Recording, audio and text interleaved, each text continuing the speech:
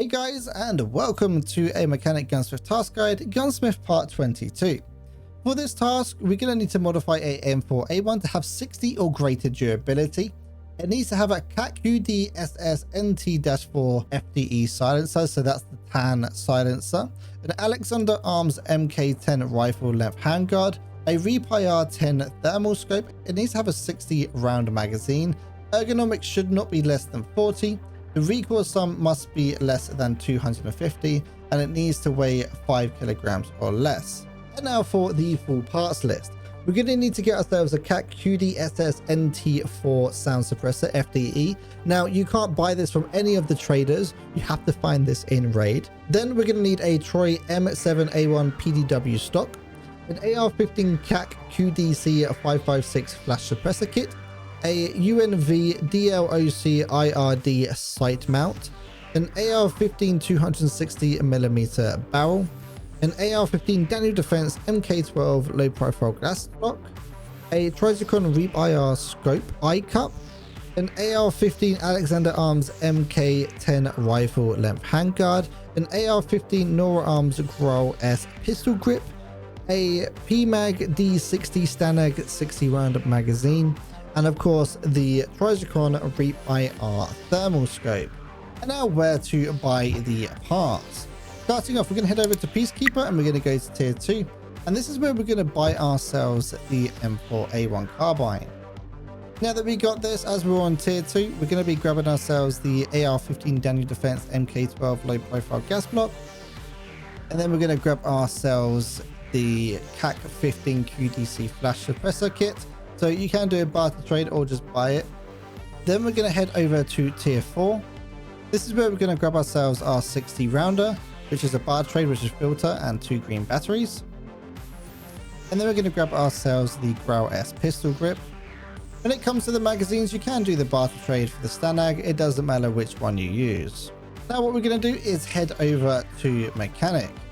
We're going to go to tier 2, and this is where we're going to get ourselves the AR-15 260mm barrel. This is also where we're going to grab ourselves the butt stock, the Troy M7A1 PDW stock.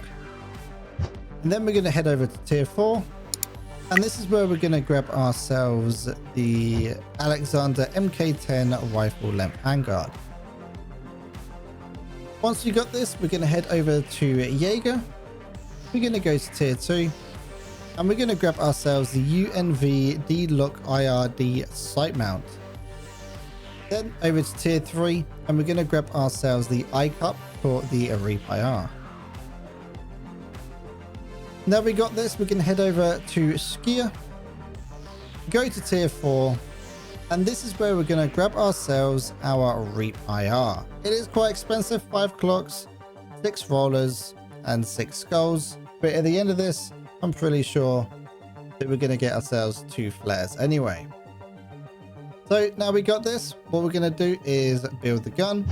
Quite simple really. Let's take the gun apart. We're going to need to take off the M4 carbine, the charge handle, the barrel, the carbine, the mag, as well as the A2 pistol grip. Basically stripped down to just the AR-15 charge handle. So let's put everything on.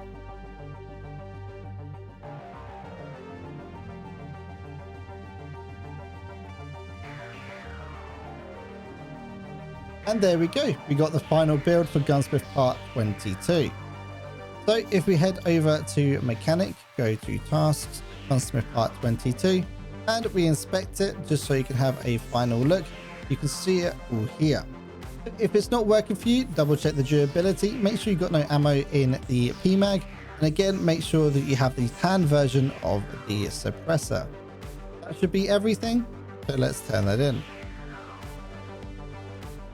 Now that you completed Gunsmith part 22, what you're going to want to do is head down to the comment section of this video and look for the pinned comment where it's going to link you to Gunsmith part 23, where you're going to be modifying a MK47 mutant.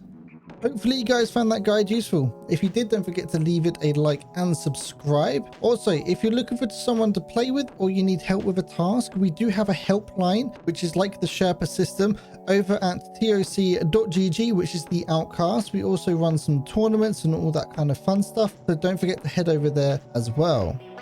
An absolute huge thank you to everyone giving me feedback in the channel, liking and commenting. It helps a huge amount when it comes to this channel. And also thank you to all of my channel supporters over on Twitch, YouTube and Patreon. You guys are absolutely awesome, and especially a big thank you to the Riven King for your continued support.